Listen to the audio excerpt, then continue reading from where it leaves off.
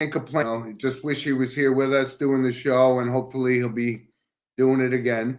So, as you can see, in honor of Steve today, I'm wearing his. Let me see if I can turn this around. His Thurman Munson jersey, and just so you know, from Steve and our family, no question about who wore number 15. And Rob, yeah, there's no name on the jersey, of course, but there are patches here. This is the 50th anniversary patch of Yankee Stadium. And I have a patch on the bottom here from Cooperstown, right? It's hard to say, but anyway. So I'm wearing this for Steve. I've worn my Messier and Roger Staubach jersey for Steve, and those are our guys, not just his guys. They're my guys too. So thank you very much, and I tell Steve every time that everybody reaches out, and it's heartwarming, to be quite honest. So we're going to jump in. There's a lot going on in this week of sports, but we're going to start with the monologue. And the monologue this week, and I'm going to be one and done with this because all these great sports and all these guys that just keep playing and playing and playing. You hear this term one more time in the NBA called load management. It's going to send me off into a nonstop vomiting fest because it's unbelievable. Um, we're talking about guys that are making 40 some odd millions of dollars a year and they can't play a full schedule. And who loses out on this? The fan, right? The NBA is all about the NBA. And I love the only aspect I love about the NBA is the talent that is prevalent in the game today. I mean, these kids are just remarkably talented. It starts with Giannis, and can't dismiss LeBron, of course.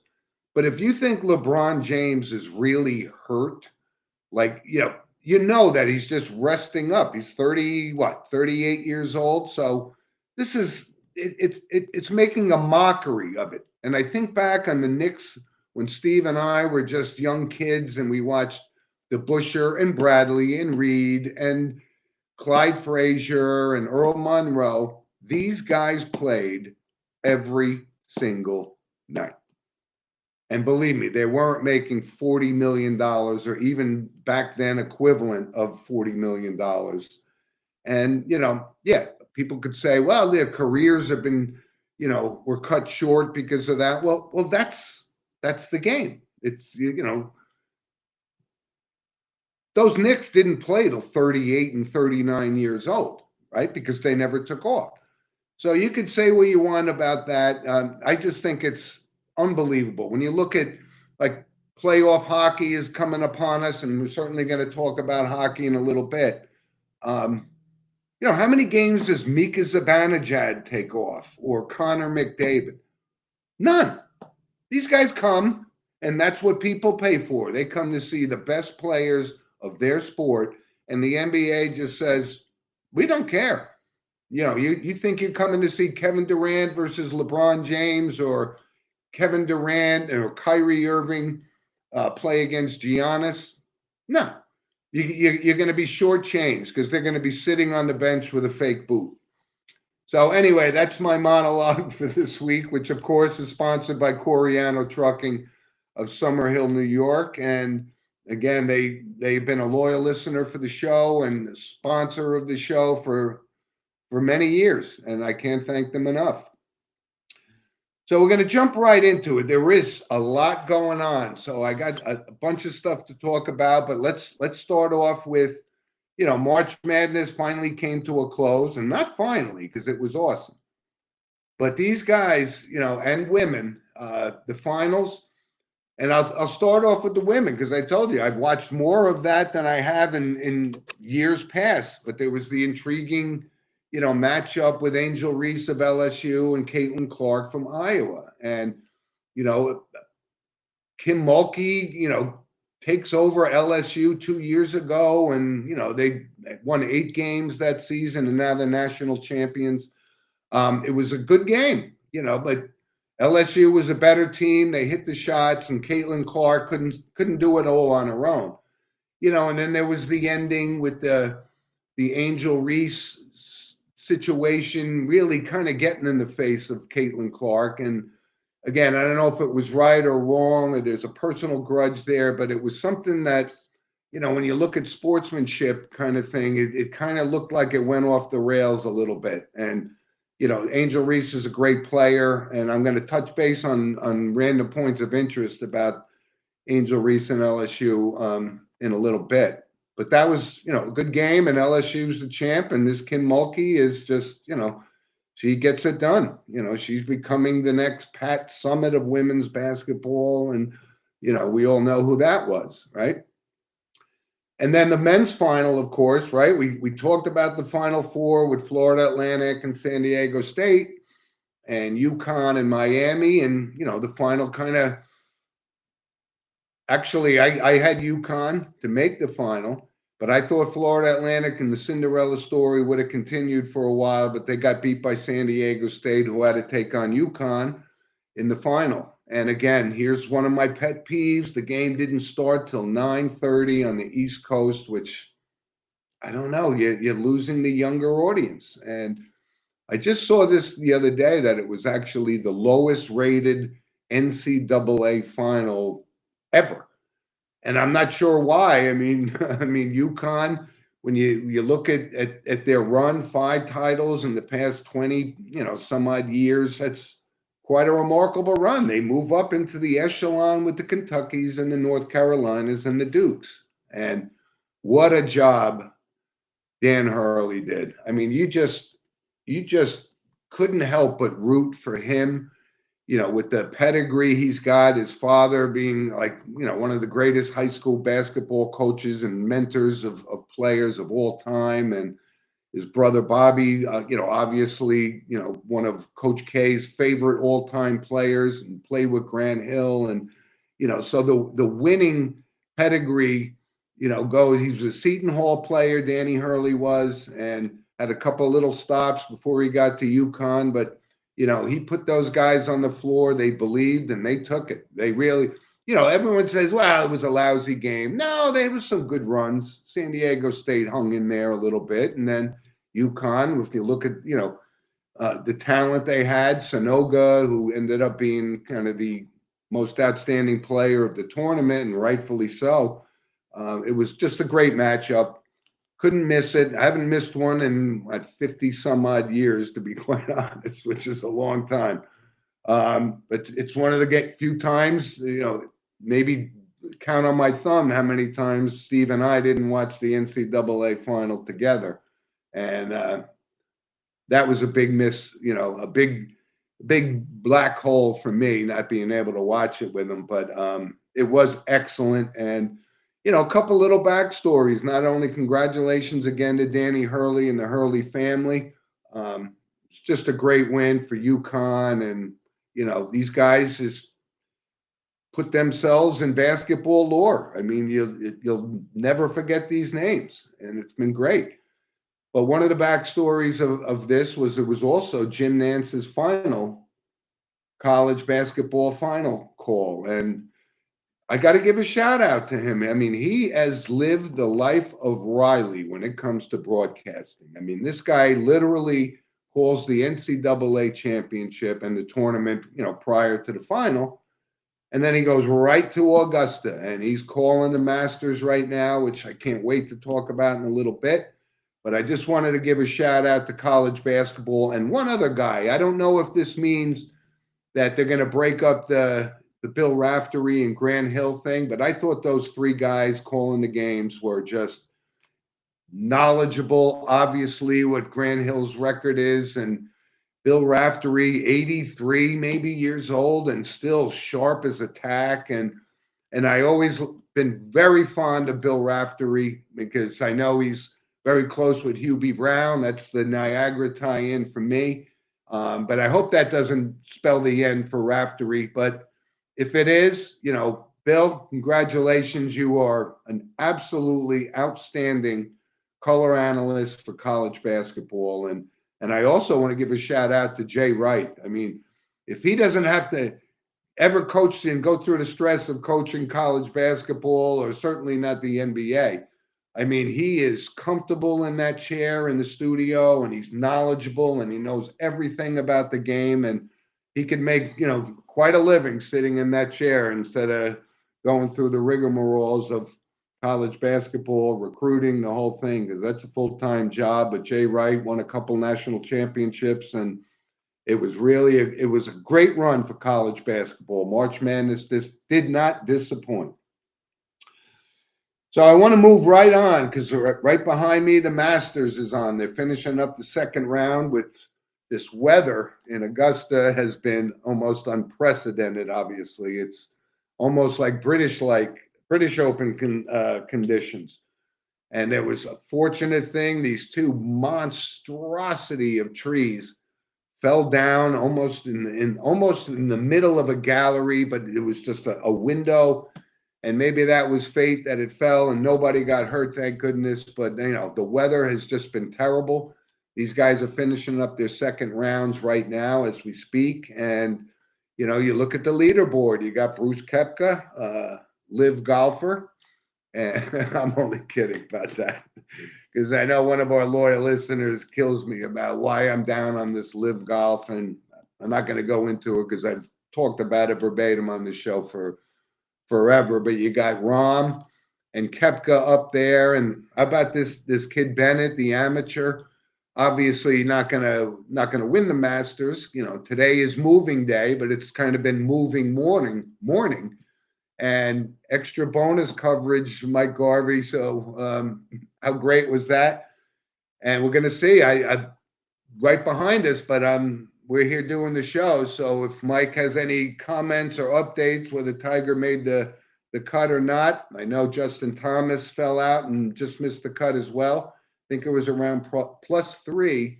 Justin finished up, had a rough round today, but the weather was brutal. Course was playing extremely long, but I like Jon Rahm's chances. This guy, and I just saw the interview with him before we came on the air. He's a polished kid. He's a determined kid. And these are the young guns. These are the real deal guys. This is the next Nicholas Palmer kind of thing. You get guys like Jon Rahm and Scotty Scheffler, and things are great. Colin Morikawa, all these guys.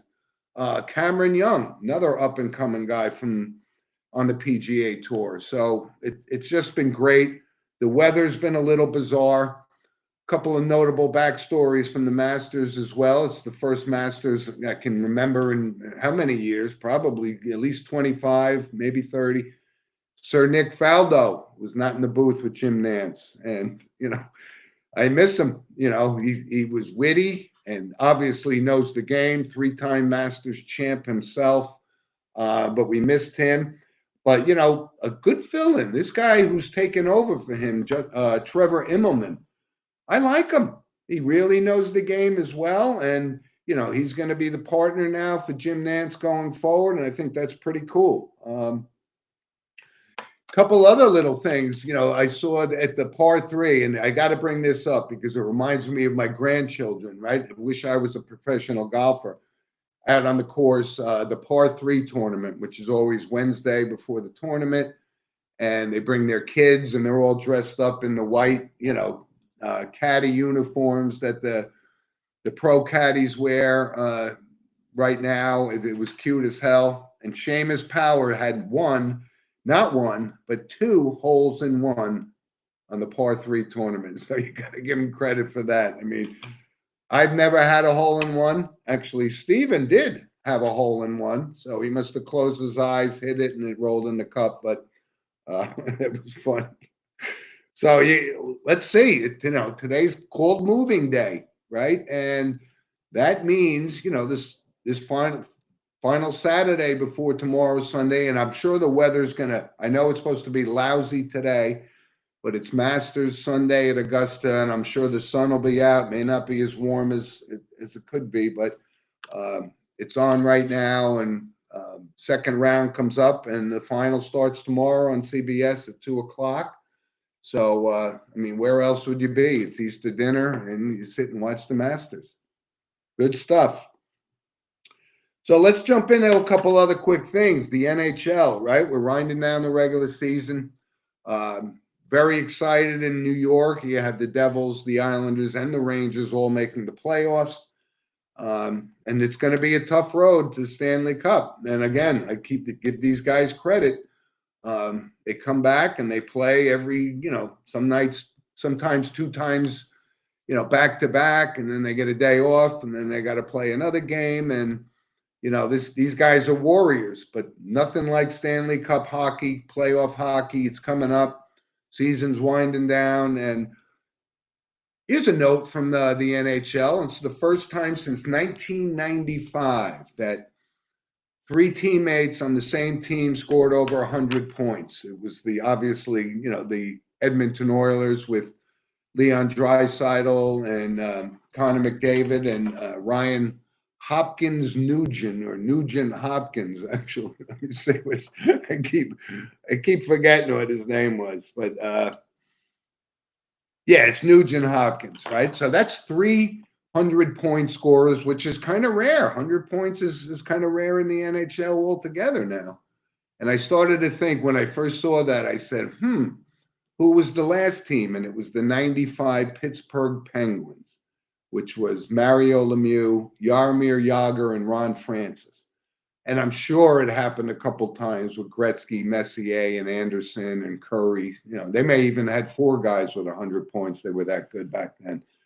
But the NHL playoffs begin in probably 10 days.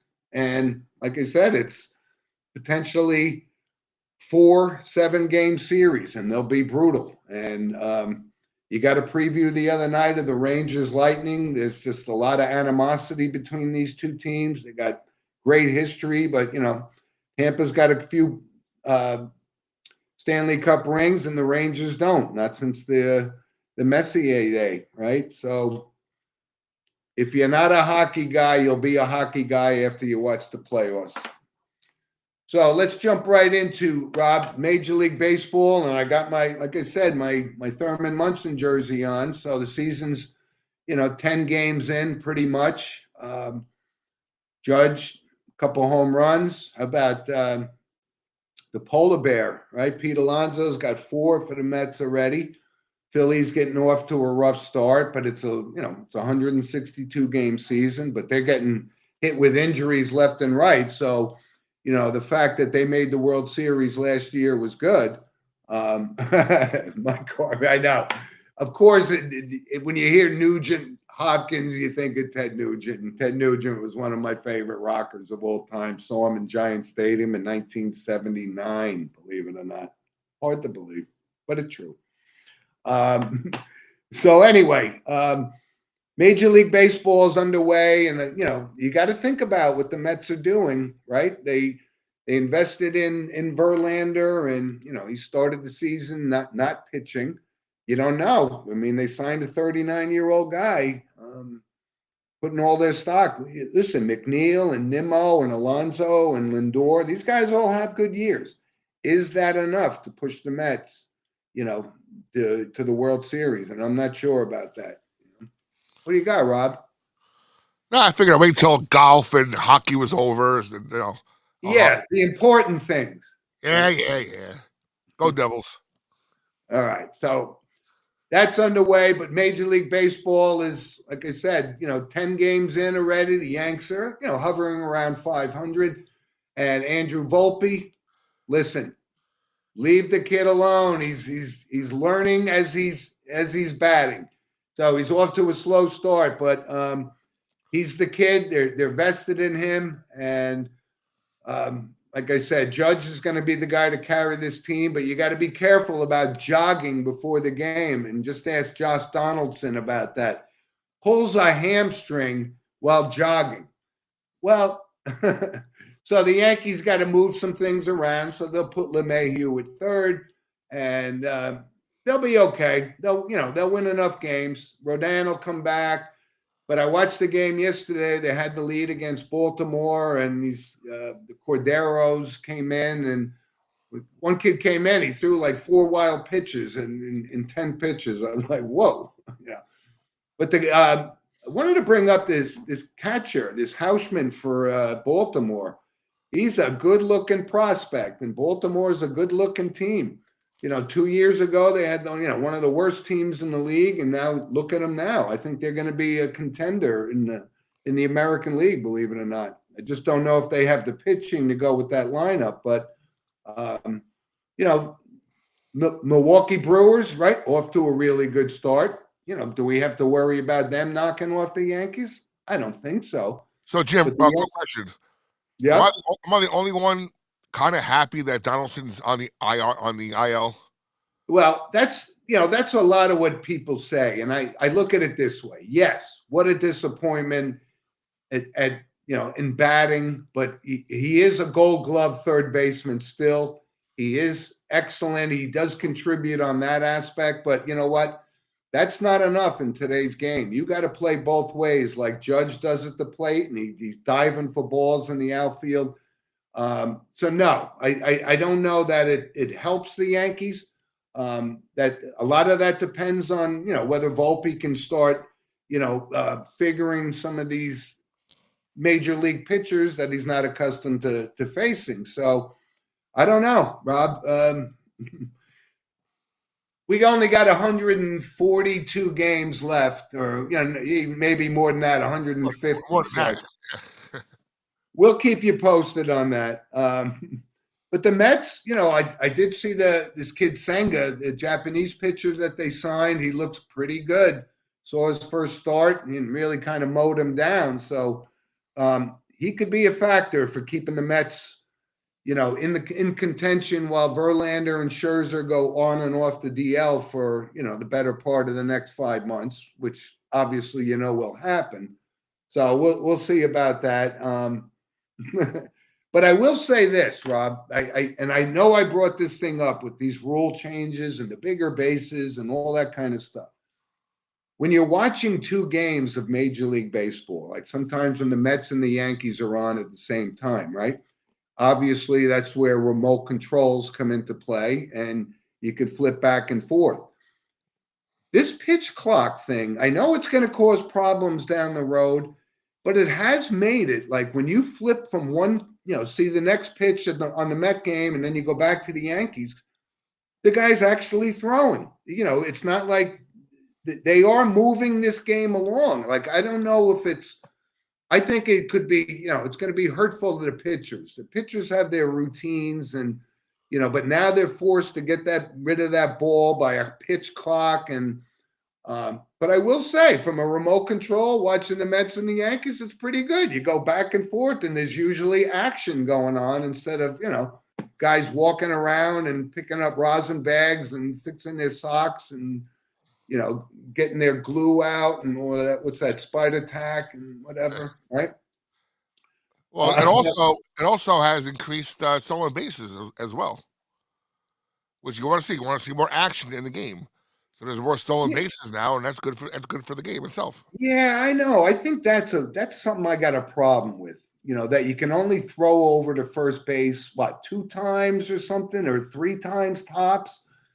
And that, that automatically means that the guy can get a longer lead, doesn't have to worry about getting picked off. So I think that's something that in Major League Baseball, stealing bases was tough. It was strategic, and you had to do it all right. Now, that's basically, you're right. You're going to see stolen bases go through the roof, right? Rickey Henderson's record will be blown out of the water in 10 years at this pace. But those are the things, the rule changes that I don't like that altered the game. I don't like the bases being bigger because that means you'll see more stolen bases because of guys getting in before the tag. I don't like the rules that actually alter the game, but I do like it from a fan perspective on TV when the Mets and the Yankees are on at the same time. Well, again, the only drawback, I think I said this before, with this pitching clock is actually at the game itself. People going to these games are complaining that they can't get stuck. They can't go. They get a hot dog. They can't go to the men's room because they're missing like an inning. Yeah, I know. That's exactly I saw that point come up. People go, I got to take my kid to the bathroom, and I come back and I miss 3 outs. That's a valid point. That's a valid point for a fan. I mean, the guy's paying enough money to go, right? I mean, he should have it, right? Anyway, so Rob, we unfortunately have to touch base on the NBA, right? Because that season's winding down. Your Knicks and your Nets are both making the playoffs. Knicks look like they're going to open up against Cleveland, and you know what? If Randall's. I can't believe I'm saying this, but if he's not back, I don't know that they have a chance to beat Cleveland. I don't know, outside of Donovan Mitchell, who, by the way, scored 40 points 4 games in a row, which was not even done by LeBron James. I thought that was a good little fun fact for the NBA. But we'll see. Even if the Knicks do get by Cleveland, I mean, the road is going through, Fiserv Stadium, the Fiserv Arena in Milwaukee, because that's where Giannis, holds court. So, but your Nets, what do you think? Who are your Nets playing?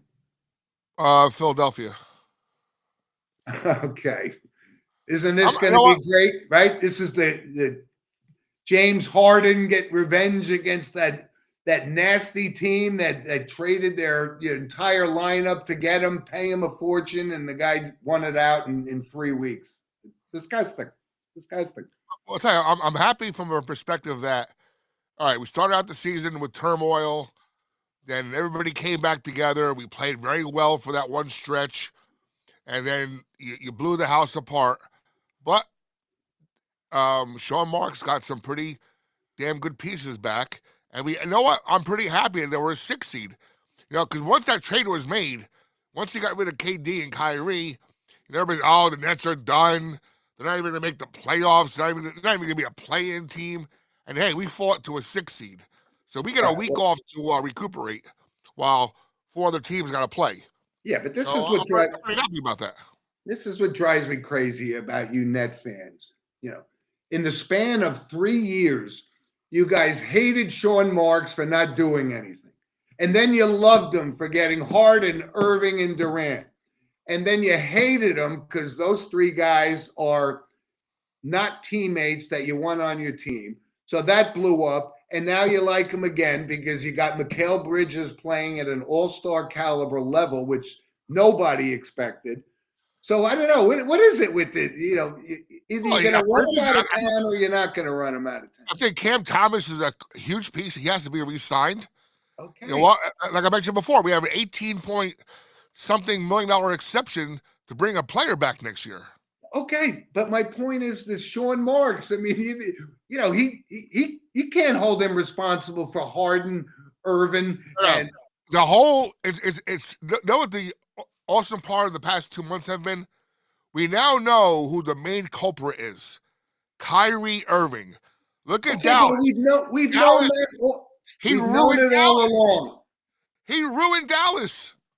But exactly. I want to talk about that. And I saw Mark Cuban came out, said he's going to pay Kyrie Irving to stay, and I'm sure Luka Doncic says, "Not on my watch, you're not." And they actually, what? I was reading this last night. I'm not sure if they won yesterday. I had to look. I forgot because I just got up and stuff. But they were actually taking that game last night so they can miss the playoffs altogether. I know. Keep their top 10 pick from the Knicks getting it, and then hopefully get a chance for this kid that's coming in. And this is why it's difficult for me to even talk about the NBA. It's unbelievable. And if you look at what Kyrie Irving, I don't even know how many games he's played this year. I'm going to guess 40, maybe. That means he makes about $1 million a game, or $500,000 a game to play, and $500,000 to take off. I mean, come on. And you want to pay this guy? And you want to recruit me as an NBA fan to pay those prices to see that kind of player? No, thanks. I'll go to the Ranger game. Thank you. I had to bring it up. I know. All right, Rob. So let's move on to our random points of interest, sponsored by Lynch Toyota of Manchester, Connecticut.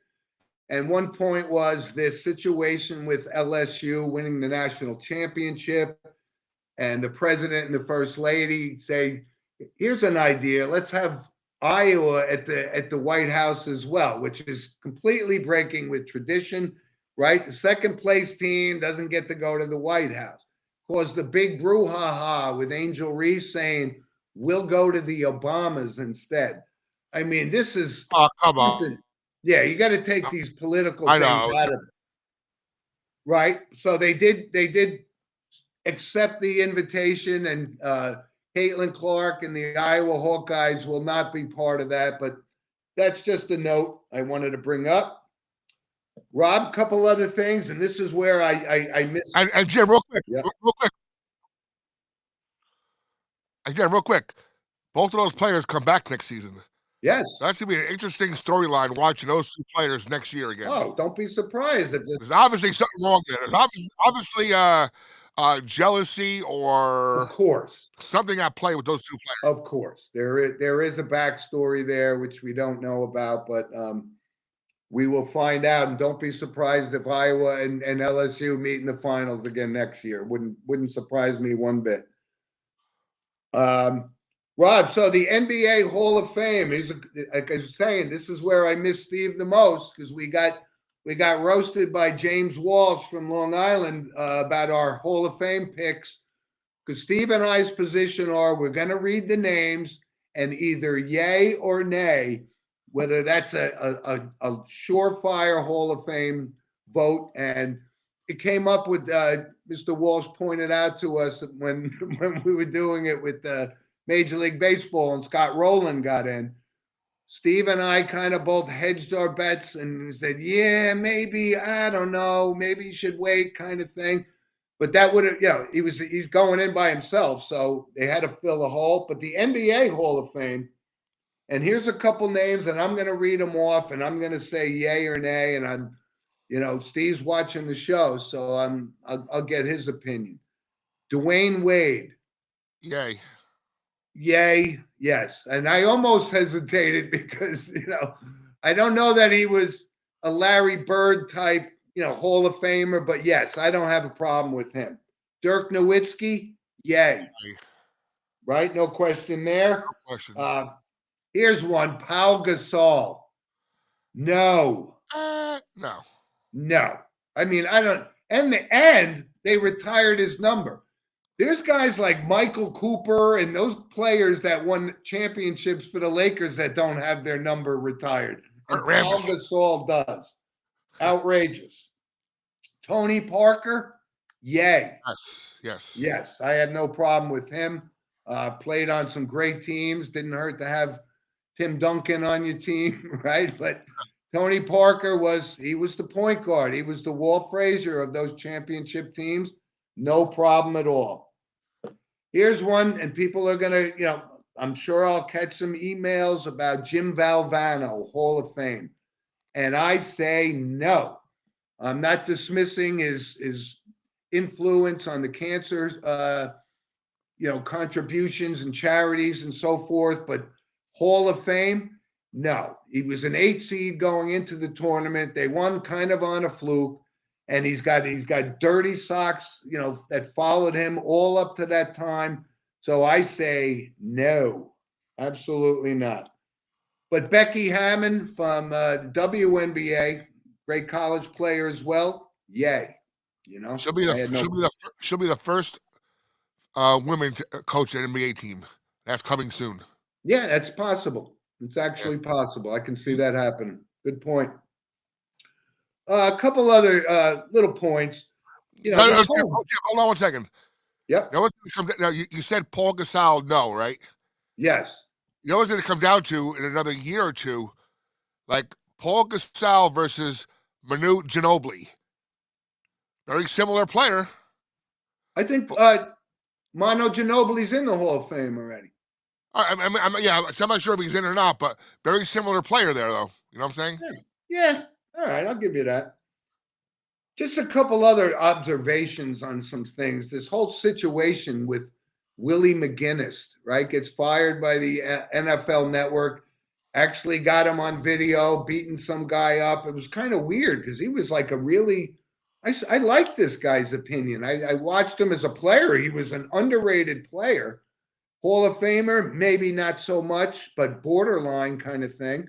But that's an odd story. When you lose a guy that you actually like, I can't listen to the Randy Mosses and those guys anymore. But I thought Willie McGinnis was good. I hope he lands back on his feet because I know there's a reason that he went over to that guy.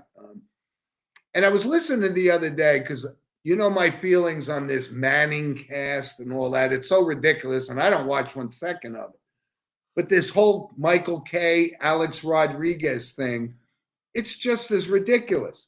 I mean, why do you need to watch the game? Well, don't you want to watch the game and rather hear what those two have to say?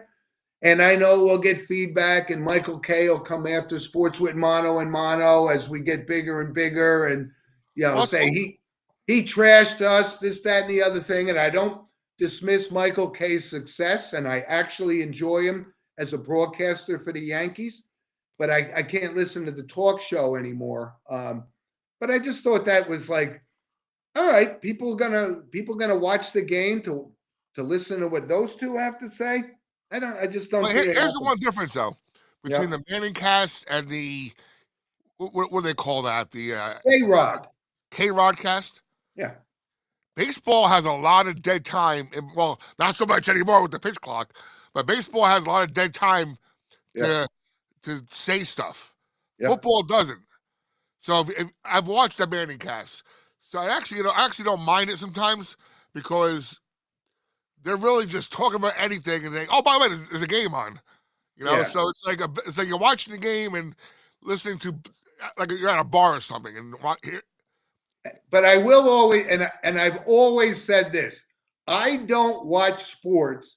I don't watch the NFL because Joe Buck and Troy Aikman are calling the game. I watch it because I want to watch the game. I want to understand it from a history perspective and where it fits in.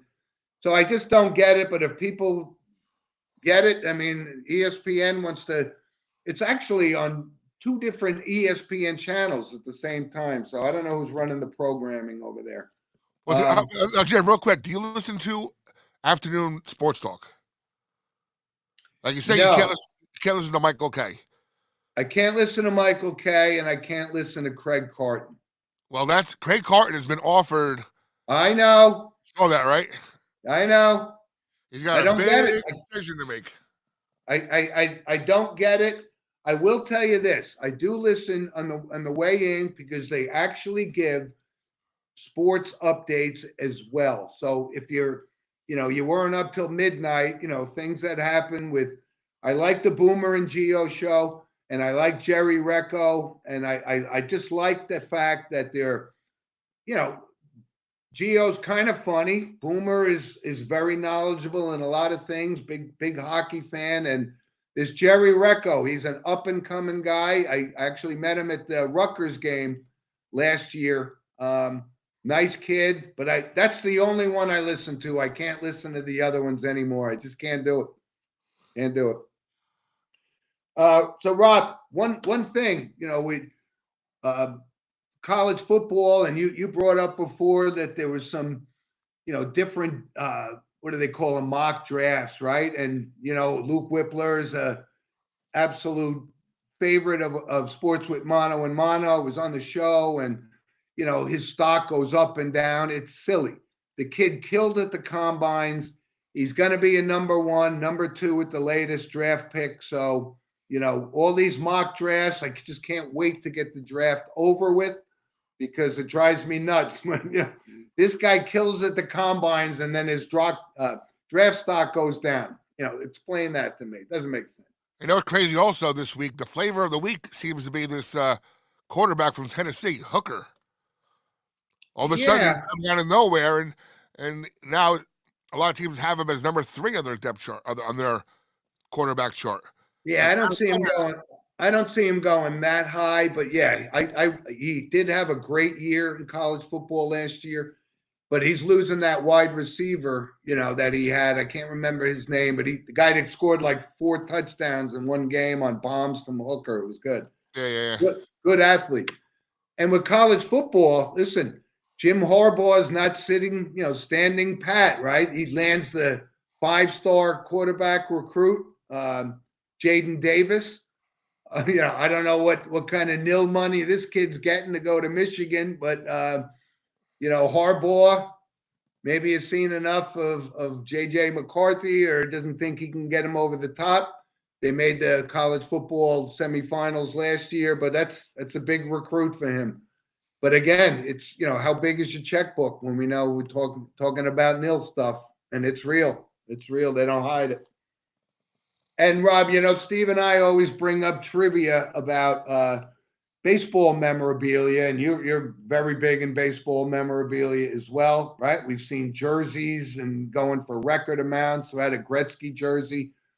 The latest one was the highest price ever paid for a bat, baseball bat. It was Babe Ruth's bat from 1920 to 21. So What? sells for $1.85 million. So Rob, if you got one of those in your collection, you're doing all right. How can you trust something from 1920 to be Well, authentic? they were able to authenticate it from older photos. Like they matched the grain of the bat to What? the actual bat. So it's the DNA of baseball memorabilia. Uh, I know. Hey, listen, put your baseball cards away. Start buying some hockey sticks and some yeah, right. baseball bats and some, Mark Mosley's cleat, when that kind of stuff. It's crazy, but I think the previous record was, I knew it. It's just escaping me, having a moment kind of thing. But listen, if I had the money, I would be happy to have a Babe Ruth bat hanging on my living room wall. That would be outstanding. Yeah. Big money in that memorabilia. And like I said, Alvin, who I met, was one of the nurses that helped take care of Steven when he first went through his condition.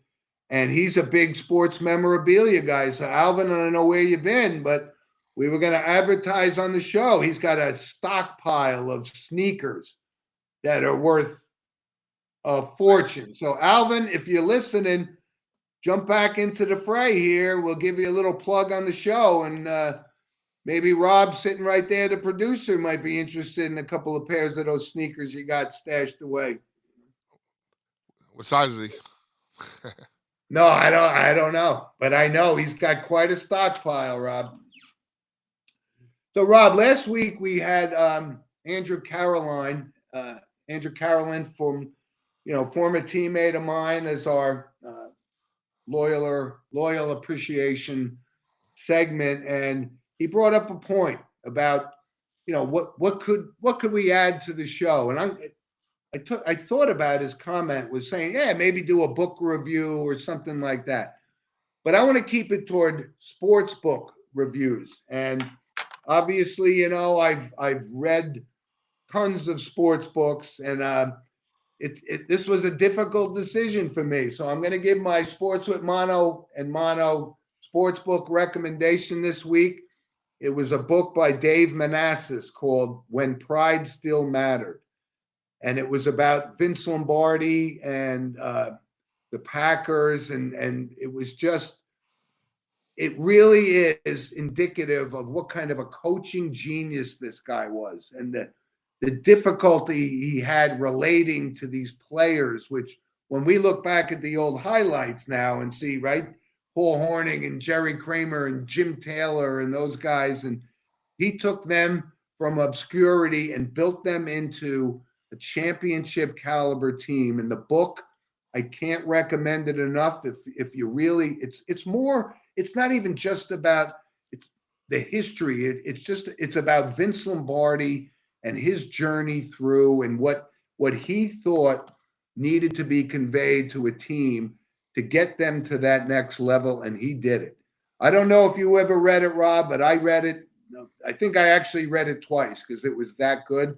So Andrew, thank you for your recommendation, and we'll continue to do that on Sports with Mono and Mono going forward. Because I got a bunch of sports books. I got the next 6 weeks covered, so don't worry about that. There you go. But Rob, if you ever wanted to read a book, you're stuck at a hotel in the Catskills or stuck on the tarmac on a plane, it's a great book to read. Rob, so last week we had the unique opportunity not to have any notable passings. And, this week it's kind of light, but there was one notable from the world of sports. May not resonate with a lot of people, but I vaguely remember him. Ken Buchanan was a Scottish former lightweight champion boxer. And it was notable because, he was considered obviously tough as nails and held a couple of belts. But notable was his 1972 fight with Roberto Duran at Madison Square Garden. And it was like, a slugfest the whole way. And then there was some controversy at the end where Buchanan goes down. He was 77 years old, by the way. But he goes down and he claimed he was kneed in the groin area. And the ref said, no, it was just it was a punch to the midsection kind of thing, but it wasn't that low. And Durant gets the decision, and it kind of changed the course of Ken Buchanan's career.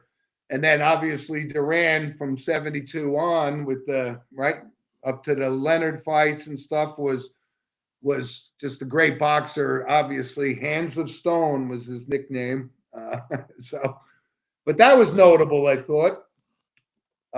Ken Buchanan was 77. Works. And Rob, there was one name I forgot to mention. It was kind of from the world of entertainment and music, which from a notable passings perspective, we do. There was an old singer and really was only 71 years old, but had his number one hit back in 1978. It was Bobby Caldwell. And Bobby Caldwell, I actually knew his wife, worked with her, like 20 years ago, my former job. And I remember talking about him, and I worked with a guy from a music perspective that said, yes, Bobby Caldwell was notable. He was 71, but his number one hit was What You Won't Do for Love. And I know a lot of people don't say that or may not know that song. I think if you heard it, you would. But that was kind of notable from the world of music. Had a good career, this guy. And Mike Garvey comment on oh yes, I know. Bobby Caldwell is. It was a music. Bobby Caldwell is Bobby, right? Bobby Caldwell. Bobby, yeah. He's big in the yacht rock genre. Yeah. Yacht rock. I don't know if he's big. I don't know that genre. No, I don't know. But Rob, we just got to comment. Your wheelhouse. What, 78? Well, yacht rock is the soft rock from the late 70s to early 80s. Yeah, like Bread, right? Those bands, Bread. Christopher Cross, Ambrosia. Cross. It's funny that you said that. I was just listening yesterday. I like Christopher Cross a lot. Yeah. Yeah, if you have Sirius XM in your car, it's not out yet. Memorial Day weekend it usually debuts. It's called Yacht Rock. It's all that little, poppy soft rock. On Pandora, you push 60s, 70s, and 80s music, you'll hear Christopher Cross all day long. Great. Yeah. And Rob, we just got a comment from Mike Garvey about sports books, which he just brought up, called Balls. We'll bring that up next week, Mike, but I know exactly what that book is. And I don't know if I read it, to be quite honest. So you'll have to send us a review, and we'll give the review on there next week. Right? So, Rob, it's Easter Sunday tomorrow, and I wish you and all your family a happy Easter, and may jelly beans rain upon you. And, I brought my Easter baskets to my grandkids yesterday. Love those guys. And, it's baseball season. My granddaughter had her first softball practice yesterday. Logan's been mixing in baseball and going to the high school, Mendham High School, and practicing, playing anything to do with football. It's just great time of year, and it's spring, and finally we can get out of the house and stay out of the house for the next 5-6 months. So it's exciting. But Well, Rob, thanks for. Go ahead. Thank God I didn't have that game today because I would have froze my butt off this morning. Yeah, but it's still a sunny, beautiful day in New Jersey. You know, there'll be plenty of time for games. And I expect to see you in about 2 weeks at, in Rutherford for St. Joe's at St. Mary's. Okay. Sounds good, Rob. So what are we doing next week? Are we on for Saturday or Sunday? So audience can set their schedule. I think next week, again, unless the game is canceled, next week is Sunday. Okay. All right, folks. Again, thanks for joining us, and send us an email at sportswithmonoandmono@gmail.com. Rob, enjoy the rest of your weekend. We'll see you folks next week. Yep. Happy Easter. You too, guys.